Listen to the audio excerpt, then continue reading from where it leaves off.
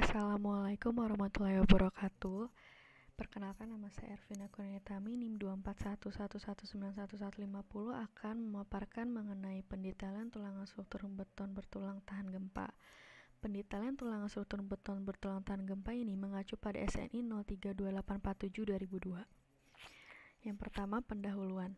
Karena Indonesia terletak di antara beberapa lempeng tektonik di dunia, sehingga menyebabkan Indonesia tidak lepas dari bencana alam akibat lempeng tektonik ini. Bencana alam yang sering timbul di Indonesia antara lain seperti gunung meletus, tsunami, dan gempa.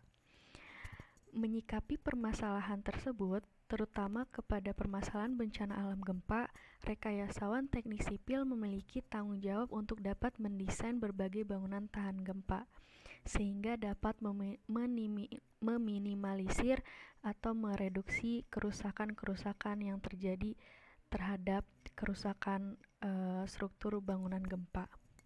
Bangunan tahan gempa yang dimaksud merupakan bangunan yang tidak gagal atau tidak runtuh saat gempa besar terjadi sehingga mampu meminimalkan kerugian material dan juga korban jiwa.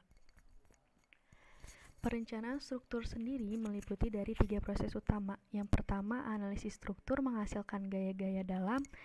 Yang kedua, desain penampang menghasilkan penampang komponen struktur dengan jumlah baja tulangannya. Dan yang terakhir, pendetailan tulangan yang menghasilkan detail-detail angkur, sambungan, lokasi sengkang-sengkang, jarak sengkang, tulangan ikat, dan lain-lain. Desain yang baik menghasilkan penampang struktur yang proporsional. Proporsional sendiri terbagi menjadi 3, yaitu kekuatan yang dimana struktur tersebut kuat terhadap beban-beban, terutama terhadap beban gempa. Lalu yang kedua ada kemudahan pelaksanaan, dan yang ketiga ada biaya yang terjangkau. Desain yang baik tidak hanya terhadap beban gravitasi atau kombinasi beban gravitasi dan beban gempa saja, tetapi harus ditetapkan detail tulangan yang baik pula. Dengan desain pendetailan tulangan yang baik, struktur dapat berdeformasi di atas titik lelehnya sehingga mampu mengembangkan daktilitas yang dimilikinya dengan maksimal.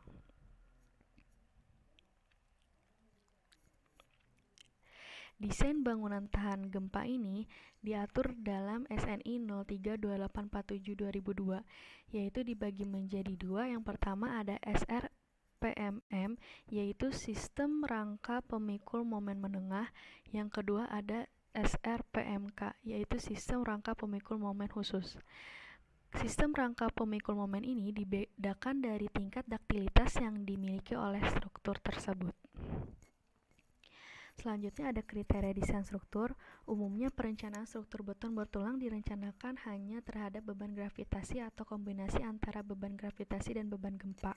Tetapi kedua perencanaan tersebut akan terkena beban gempa sehingga ketentuan-ketentuan detail tulangan tahan gempa harus diterapkan pada struktur tersebut. Struktur bangunan minimal 2 tingkat yang harus mengikuti detail tahan gempa.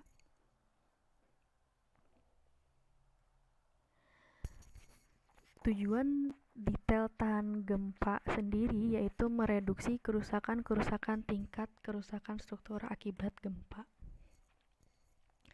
Manfaat spesifik dari pendetailan tulangan yang pertama itu menjaga sambungan plat ke balok, yang kedua kolom ke pondasi, yang ketiga menjaga sambungan dari balok ke kolom. Selanjutnya ada penyaluran dan penyambungan tulangan. Panjang penyaluran tulangan sendiri merupakan panjang minimum baja tulangan yang tertanam di dalam beton. Semakin dalam, semakin mampu untuk mengembangkan kekuatannya atau mampu mengembangkan tegangan lelehnya tanpa mengalami kegagalan. Panjang penyambungan tulangan merupakan panjang lewatan minimum yang dibutuhkan oleh 2 baja tulangan yang disambung tanpa sambungan mekanis. Nilai panjang penyambungan terbesar yang sebaiknya digunakan dalam perencanaan. Nah, yang pertama, dalam panjang penyaluran ada penyaluran tulangan ulir lurus kondisi tarik. Panjang penyaluran untuk batang tulangan ulir kondisi tarik diambil minimum sebesar 300 mm. Dan untuk beberapa tipe diameter tulangan mengikuti persamaan yang ada di bawah ini. Berikut merupakan ilustrasi tulangan ulir lurus kondisi tarik, di mana LD sendiri merupakan panjang minimum penyaluran yang harus lebih besar dari 300 mm. DB sendiri merupakan diameter dari tulangan longitudinal. Nah, apabila untuk kondisi normal seperti alfanya sebesar 1, betanya sebesar 1, lambda sebesar 1, dan EV-nya sebesar 400 MPa, maka nilai panjang penyaluran dapat diambil sesuai tabel berikut, di mana disesuaikan dengan diameter berikut ini. Selanjutnya, penyaluran tulangan ulir lurus kondisi tekan. Panjang penyaluran tulangan ulir lurus kondisi tekan ini harus lebih besar dari 200 mm, atau dengan persamaan untuk semua tipe diameter tulangan mengikuti persamaan berikut. Untuk berbagai nilai FCXN dan FY sebesar 400 MPa, nilai panjang penyaluran dapat diambil sesuai tabel berikut. Nah, untuk nilai panjang penyaluran ini harus dikalikan dengan sebuah faktor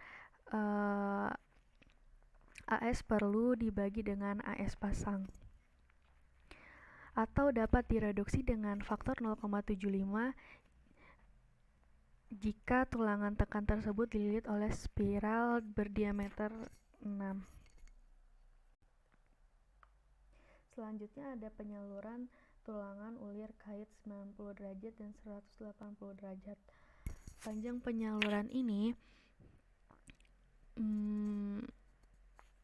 minimum harus sebesar lebih dari 150 mm atau 8 dikali diameter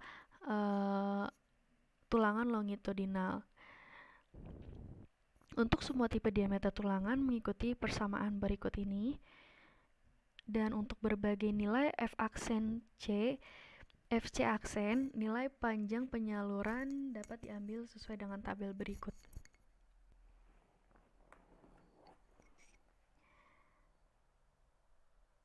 Berikut merupakan ilustrasi tulangan ulir berkait kondisi tarik, di mana panjang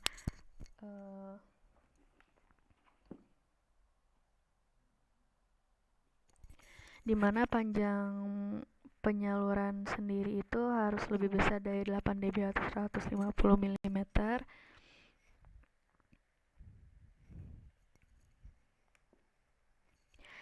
Selanjutnya ada sambungan tulangan ulir kondisi tarik.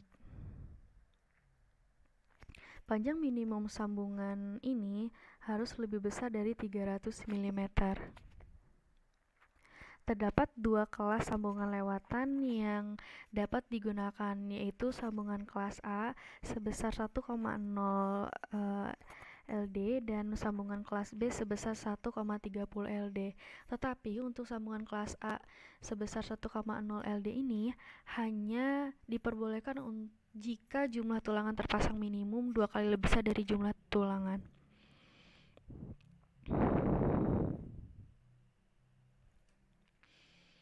Selanjutnya ada sambungan tulangan ulir kondisi tekan.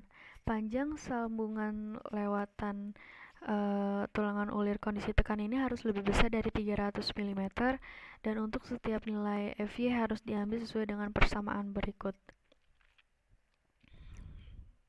Apabila nilai tegangan lelehnya 240 MPa, maka panjang sambungan lewatan tulangan ulir kondisi tekan sebesar 17 kali diameter tulangan longitudinal. Sementara untuk apabila tegangan lelehnya sebesar 400 MPa, maka panjang sambungan lewatan tulangan ulir kondisi tekan sebesar 28 kali diameter tulangan longitudinal. Penggunaan kait ini tidak boleh dianggap efektif untuk tulangan kondisi tekan.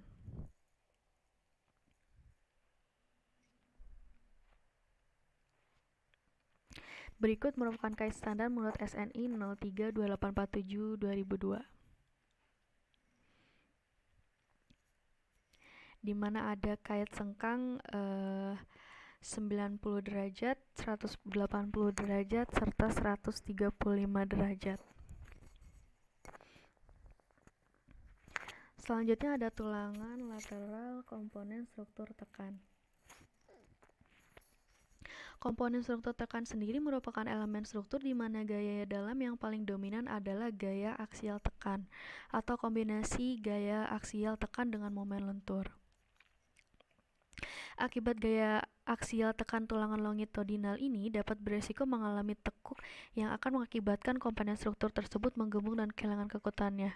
Maka peranan tulangan lateral di sini sangat penting dalam komponen struktur tekan. Tulangan lateral berupa spiral harus merupakan batang tulangan yang menerus, di mana diameternya itu harus lebih besar dari 10 mm. Serta spasi maksimum dari tulangan spiral ini adalah 75 mm, dengan spasi minimumnya itu sebesar 25 mm.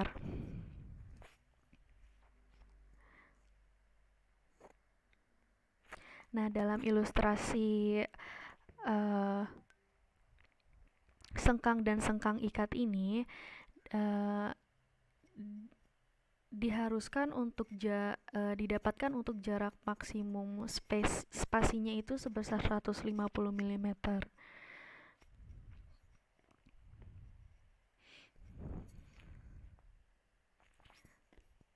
Selanjutnya ada tulangan lateral komponen struktur lentur. Pada tulangan lateral komponen struktur lentur ini akan mengalami tegangan bolak-balik, sehingga harus dilingkupi dengan sengkang atau sengkang ikat tertutup, yang dapat dibentuk dalam satu unit atau dibentuk dari 2 unit yang disambung dengan sambungan lewatan sebesar 1,30 panjang LD. Selanjutnya, penjelasan mengenai detail tulangan tahan gempa. Yang pertama itu ada ketentuan detail tulangan sistem rangka pemikul momen menengah. Maksud dari sistem rangka pemikul momen menengah ini artinya adalah berperilaku daktil menengah, yang mana dimaksudkan tidak semua kapasitas daktil strukturnya dikerahkan semua. Desain untuk SRPMM ini dilakukan dengan membagi gaya gempa elastis dengan sebuah faktor yang sedang, sehingga struktur yang direncanakan dengan nilai beban gempa yang kecil tapi dengan pendetailan yang sesuai diharapkan saat gempa tidak terjadi kerusakan-kerusakan yang berat.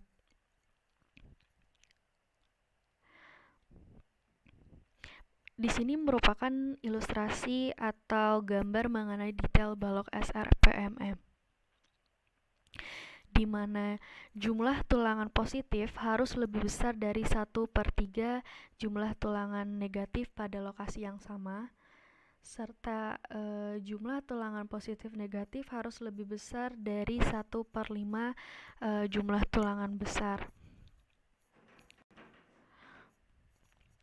Lalu di kedua ujung balok harus dipasang sengkang setinggi 2H, di mana H ini merupakan tinggi dari balok sendiri. Setelah itu spasi sengkang pertama itu jaraknya harus sebesar 50 mm. Serta spasi maksimum sengkang di lokasi tersebut tidak boleh lebih besar dari D/4 atau tidak boleh lebih besar dari 8 diameter longitudinal, serta tidak boleh lebih besar dari 24 kali diameter sengkang.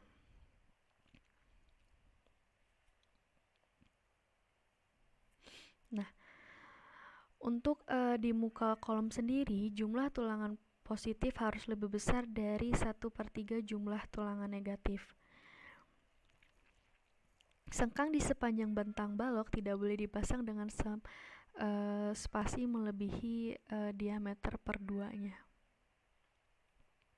Selanjutnya ada detail kolom SRPMM.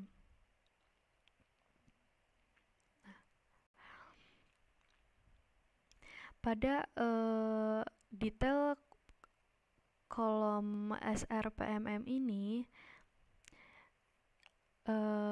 penulangan pada balok harus ada sengkang untuk join pertemuan kolom dengan balok yang diikuti sengkang kolom tumpuan. Di sini ada L0. L0 di sini merupakan diambil dari nilai terbesar dari ketentuan 1/6, lebih besar dari 1/6 HN. HN di sini merupakan tinggi bersih kolom. Selanjutnya L0 sendiri harus lebih besar dari tinggi kolom dan harus lebih besar dari 500 mm. Nah, untuk spasi maksimum yang ada di L0 ini harus lebih kecil dari 0,5 B. B ini merupakan dimensi penampang dari kolom sendiri, terus harus lebih kecil dari 8 kali diameter longitudinal, harus lebih kecil dari 24 kali diameter transversal, dan harus lebih kecil dari 300 mm.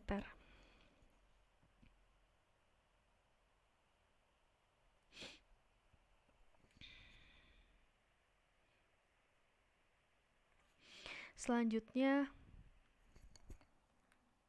ada ketentuan detail tulangan SRPMK. SRPMK sendiri merupakan sistem rangka pemikul momen khusus di mana struktur rangka beton bertulang ini direncanakan berperilaku daktil penuh. Artinya semua kapasitas daktil strukturnya dikerahkan secara maksimal. Pendesain ini dilakukan dengan membagi gaya gempa elastis dengan sebuah faktor yang besar, sehingga struktur yang direncanakan dengan nilai beban gempa yang kecil tetapi dengan pendetailan tulangan yang sesuai, diharapkan saat terjadi gempa tidak terjadi kerusakan-kerusakan yang berat.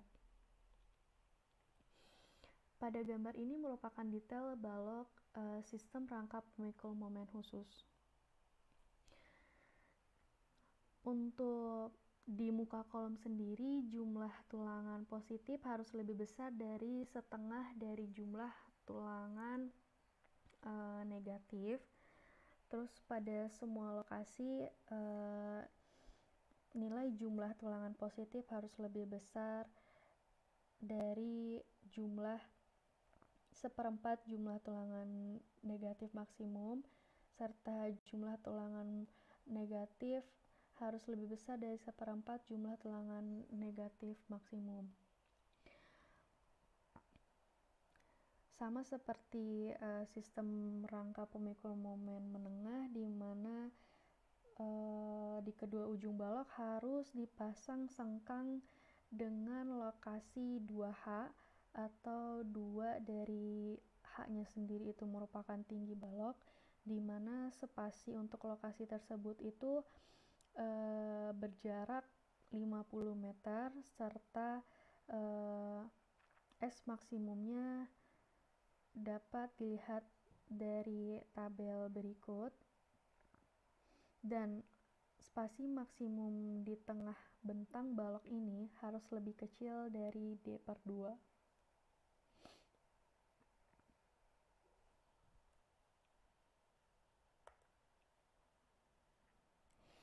Selanjutnya mengenai ketentuan detail kolom sistem rangka pemikul momen khusus. Untuk penulangan kolom yang tersambung pada balok itu harus ada sengkang untuk join pertemuan kolom dengan balok yang diikuti sengkang kolom tumpuan, di mana L0 itu merupakan nilai terbesar dari 1/6 HN, yaitu merupakan tinggi kolom bersih, dan harus lebih besar dari tinggi kolom dan lebih besar dari 500 mm, serta spasi maksimum harus lebih kecil dari 0,25 dimensi kolom, lebih kecil dari 6 kali dimensi longitudinal, dan lebih kecil dari 100 mm. Untuk spasi antara penulangan antara kolom dan balok ini sebesar 0,5 spasi penulangan pada kolom. Spasi maksimum pada tengah kolom ini harus kurang dari 150 mm dan kurang dari 6 kali diameter longitudinal minimum.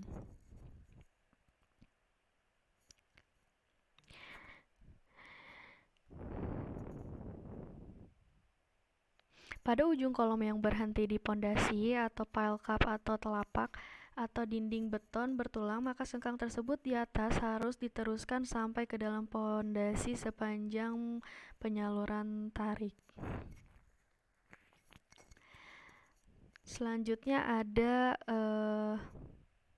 ketentuan untuk join balok kolom, di mana untuk beton normal panjang penyaluran tulangan berkait 90 derajat itu diambil minimum harus lebih besar dari 8 dB, 150 mm, serta persamaan dari FY per 5,4 akar dari FC prime kali dB, di mana persamaan ini berlaku untuk diameter 10 sampai dengan diameter 36. Apabila diperhatikan panjang LD untuk FY sama dengan 400 megapascal ini lebih pendek daripada LD untuk struktur tidak tahan gempa, hal tersebut karena persamaan tersebut sudah menggunakan faktor modifikasi 0,70 untuk selimut beton dan 0,80 untuk join terkekang sengkang. Untuk sengkang atau sengkang ikat diatur seperti gambar sketsa di bawah ini. Luas total sengkang atau sengkang ikat untuk tiap arah gaya geser tidak boleh kurang dari persamaan yang ada di peraturan SNI, serta sengkang harus dipasang dengan spasi tidak lebih dari setengah B dan tidak boleh lebih besar dari 300 mm.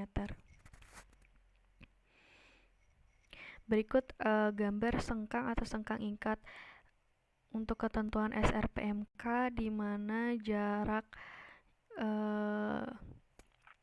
maksimumnya itu sebesar 350 mm,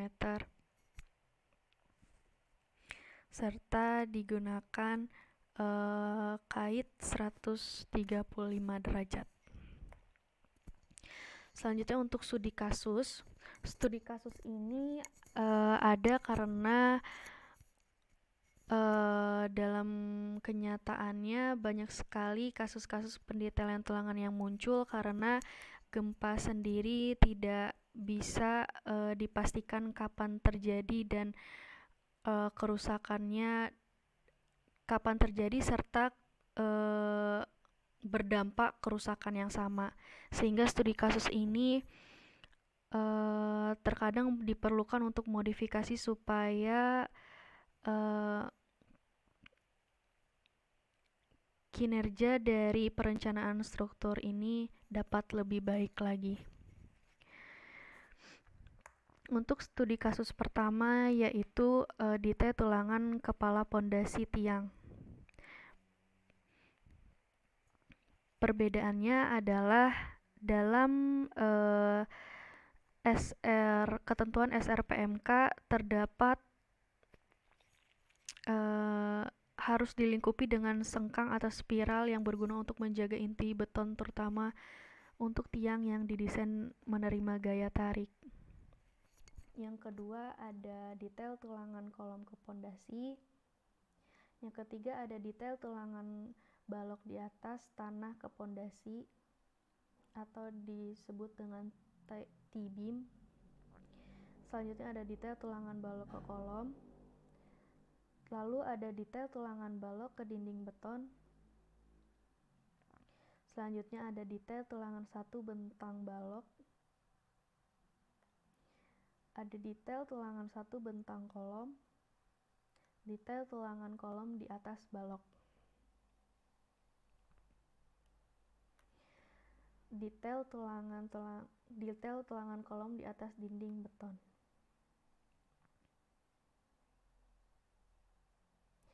Selanjutnya pembahasan mengenai pedoman praktis.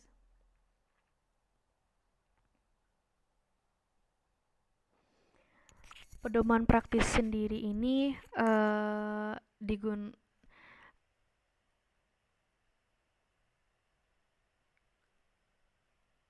pedoman praktis yang mudah digunakan tetapi masih masuk ke dalam koridor ketentuan yang berlaku, walaupun mungkin lebih konservatif tetapi tidak sulit untuk dilaksanakan oleh pelaksana dan bisa berlaku untuk kondisi-kondisi yang umum.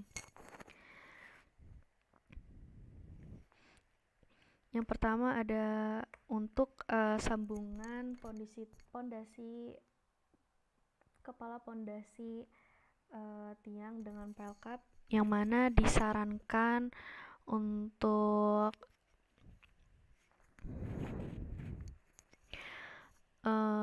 penyaluran tulangan tanpa kait kondisi tarik. Jika menggunakan penyaluran berkait tidak akan bisa karena tulangan longitudinal pondisi tiang sudah terpasang dan sulit untuk membengkok.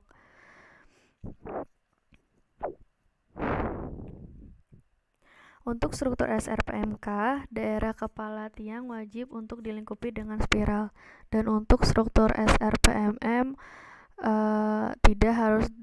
tidak diharuskan tetapi diserahkan sesuai dengan pertimbangan kondisi ekstrim yang mungkin bisa terjadi.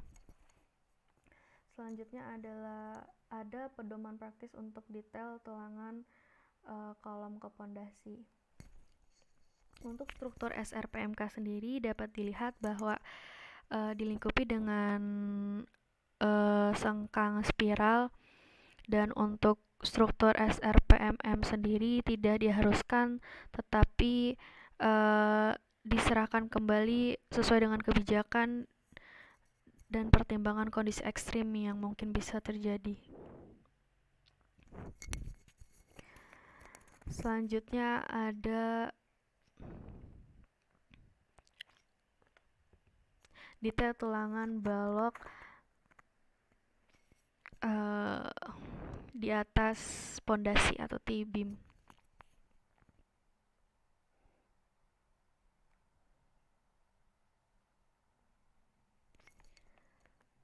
Lalu ada detail tulangan balok ke kolom, detail tulangan balok ke dinding beton, detail tipikal tulangan kolom ke balok transfer. Nah, dapat disimpulkan mengenai pemaparan tadi, yang pertama bahwa pendetailan tulangan merupakan perencanaan struktur yang paling penting diperhatikan karena di dalam produk struktur, detail-detail tulangan yang akan menjaga kekuatan struktur, menjaga kekuatan sambungan-sambungan, kekuatan angkur-angkur terutama ketika struktur mengalami pergerakan akibat gempa yang bolak-balik. Dalam studi kasus yang dipaparkan di atas perlu dilakukan modifikasi karena belum tentu standar pendetailan yang ada pada SNI 032847/2002 bisa terpenuhi dengan sempurna. Dan modifikasi ini biasanya dilakukan apabila adanya penelitian baru akibat kerusakan terbaru yang mungkin baru ditemukan, yang mana bertujuan agar untuk meningkatkan kinerja dari perencanaan struktur bangunan ini.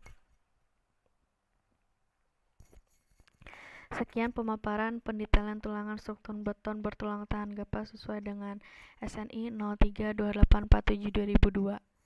Terima kasih. Assalamualaikum warahmatullahi wabarakatuh.